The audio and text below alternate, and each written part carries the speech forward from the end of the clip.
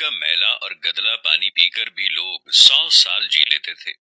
65% سے زیادہ آبادی اسی انداز میں بھینسوں کے ساتھ کے گندے چھپروں میں نہاتی رہی ہے۔ اب نیسلے اور پیور لائف کا خالص شفاف پانی پی کر بھی 40 سال میں بوڑھے ہو رہے ہیں۔ پہلے وہ میلا سا تیل کھا کر اور سر پر لگا کر بڑھاپے میں بھی محنت کر لیتے تھے۔ اب ہم ڈبل فلٹر اور جدید پلانٹ پر تیار کردہ کوکنگ آئل اور گھی میں پکا کھانا کھا کر جوانی میں ہی ہانپ رہے ہیں۔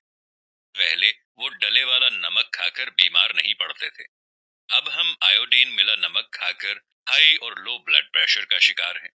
پہلے وہ نیم، ببول، کوئلے اور نمک سے دانت چمکاتے تھے اور 80 سال کی عمر تک بھی چبا چبا کر کھاتے تھے۔ اب کولگیٹ اور ڈاکٹر ٹوتھ پیسٹ والے روز ڈینٹسٹ کے چکر لگاتے ہیں۔ پہلے صرف روکھی سوکھی روٹی کھا کر فٹ رہتے تھے، اب برگر، چکن کڑھائی، شوارمے، وائٹامن اور فوڈ سپلیمنٹ کھا کر بھی قدم نہیں اٹھایا جاتا۔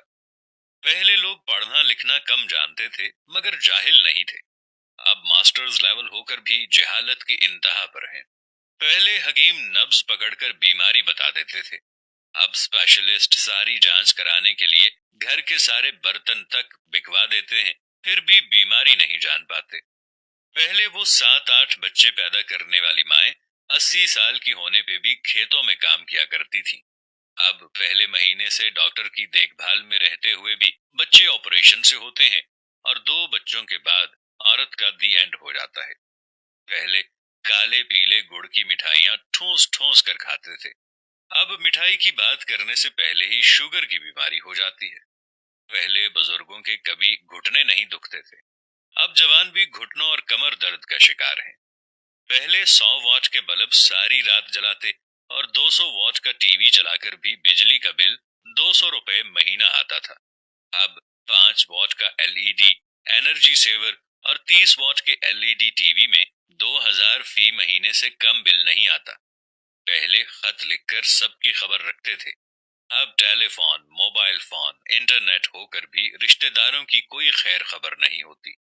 پہلے غریب اور کم آمدنی والے بھی پورے کپڑے پہنتے تھے، اب جتنا کوئی امیر ہوتا ہے اس کے کپڑے اتنے ہی کم ہو جاتے ہیں۔